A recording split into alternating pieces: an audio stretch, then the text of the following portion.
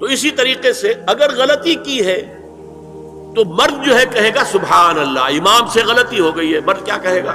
سبحان اللہ۔ عورت کیا کرے گی؟ اپنے ایک ہاتھ کے پشت پر اپنا ہاتھ مارے گی، اپنی آواز نہیں نکالنی، آواز کا پردہ، چھونے کا پردہ یہاں تک ہے کہ حضور نے کبھی کسی عورت سے ہاتھ نہیں ملایا، اور آپ جب بیعت بھی لیتے تھے تو بس زبانی الفاظ کہلوائے اور کہا ٹھیک ہے بیعت ہو گئی، یا ایک کپڑا پکڑا، اس کا ایک سرا اپنے ہاتھ میں، دوسرا سرا اس خاتون کے ہاتھ میں، یا ایک تشت کے اندر پانی بھرا، اس میں ایک طرف اس نے انگلیاں ڈال لی اور ایک طرف حضور کی انگلی، لیکن مسافر لا اسافر النساء۔ ایک دفعہ ہوا بھی کہ بعض خواتین نے جب بیعت کی ہے تو پھر انہوں نے ہاتھ آگے بڑھایا مسافر کے لیے، حضور نے فرمایا انی لا اسافر النساء، میں عورتوں سے مسافرہ نہیں کرتا۔ اسلام میں پردے کتنے ہوئے؟ پہلا پردہ 4 دیواری، گھروں میں رہو، یہ پہلا پردہ ہے۔ جیسے ڈیفنس لائنز ہوتی ہے نا فوج کی، یہ فرسٹ ڈیفنس لائن، سیکنڈ ہے، تھرڈ ہے، پہلی کو عبور کر کے کوئی آ جائے تو سیکنڈ ہے، سیکنڈ سے گزرے تو پہلا پردہ 4 دیواری، اس میں محرم آئے گا۔ اب دیکھیے اسی پر ہماری تہذیب استوار ہوئی، اسی پر ہمارا آرکیٹیکچر بنا، گھر ایسے بنے کہ مردانہ علیحدہ زنانہ علیحدہ، چھوٹا آدمی ہے تب بھی بیٹھک علیحدہ، بیٹھک باہر سے کھلے گی اور پھر ڈیوڑی سے ہو کر پھر گھر کے اندر جائیں گے، مرد آئیں گے تو یہاں بیٹھیں گے، اندر نہیں جائیں گے، اندر تو صرف وہی جائیں گے جو محرم ہے، ابدی محرم۔ دوسرا پردہ ستر، گھر کے اندر جو محرم آ گئے ہیں ان کے سامنے چہرہ تو کھلے گا، باقی جسم کا کوئی حصہ بھائی بہن کا نہیں دیکھ سکتا، اور باپ بیٹی کا نہیں دیکھ سکتا، بیٹا ماں کا نہیں دیکھ سکتا، یہ ستر۔ عورت پوری کی پوری عورت ہے، عورت کہتی ہے چھپانے کی چیز کی، عورات النساء، عورتوں کی چھپی ہوئی چیزیں جن پر ظاہر نہیں ہوئی، لم یظہروا علی عورات النساء، ابھی تک ہم نے لفظ پڑھایا بھی۔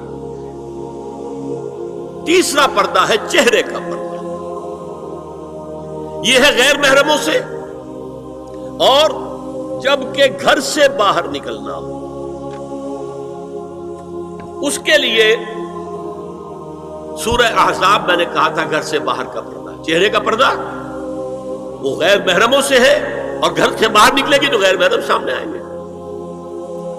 یا ایھا النبی قل لازواجک وبناتک ونساء المؤمنین یدنین علیہن من جلابیبہن ذالک ادنی ان یعرفن فلا یؤذین وکان اللہ غفورا رحیما۔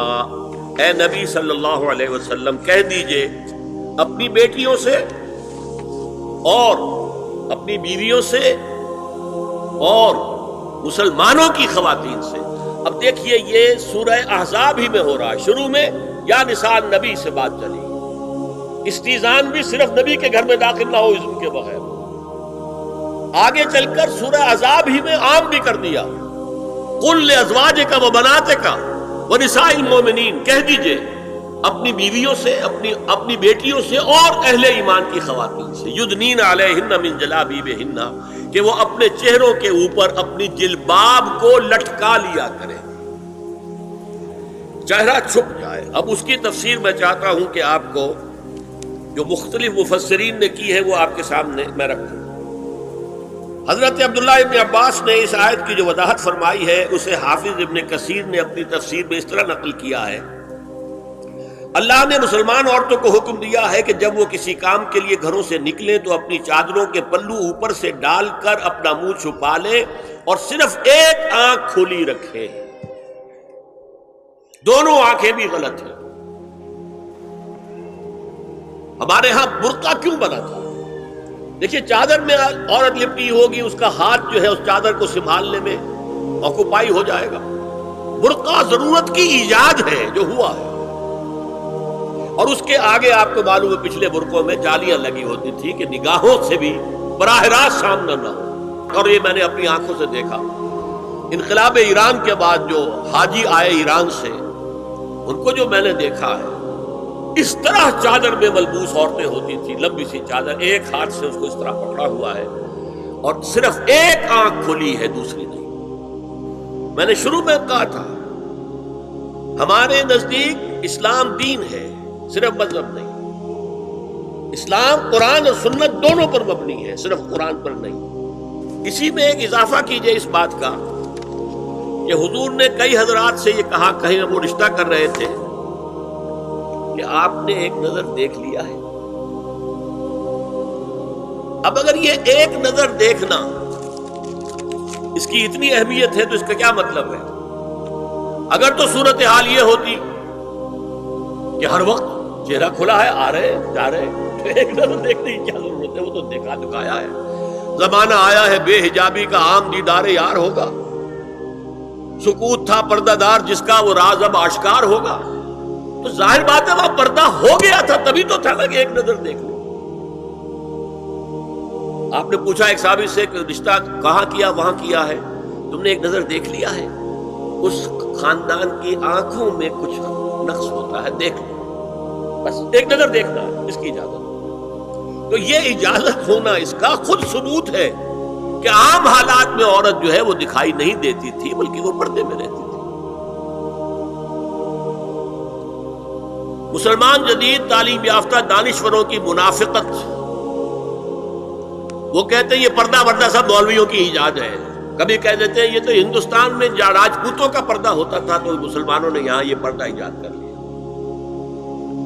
میں نے دیکھا ہے عرب کی بدو خواتین کو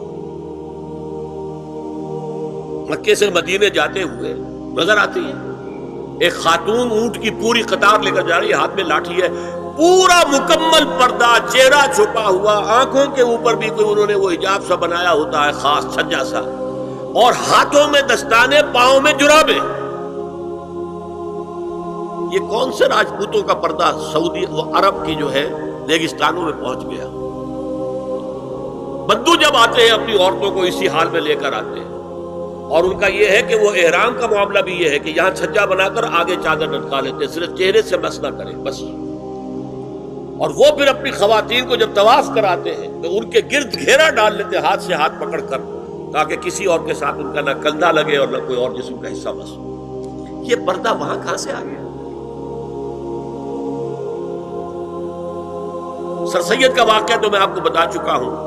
اب ذرا علامہ اقبال، میں منافقت اس لیے کہہ رہا ہوں کہ ایک طرف ہمارا جدید دانشور طبقہ، مولوی ملاٹے دیوبندی ہوں، فلاں ہوں، یہ ہوں وہ ہوں، یہ دقیانوسی ہے، اصل میں تو سر سید احمد خان، اور پھر علامہ اقبال. علامہ اقبال کا حال کیا ہے وہ سن لیجئے آپ.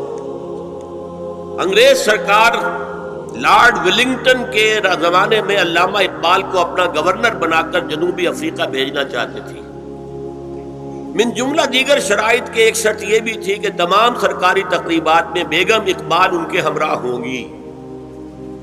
علامہ اقبال نے یہ کہہ کر اس پیشکش کو ٹھکرا دیا، بے شک میں گناہگار مسلمان ہوں اور اعمال کے اعتبار سے مجھ سے بہت سی کوتاہیاں سرزد ہوتی ہیں، تاہم میں اتنا بے غیرت نہیں ہوں کہ محض ایک سرکاری عہدے کی خاطر اپنی بیوی کو بے پردہ کر دوں.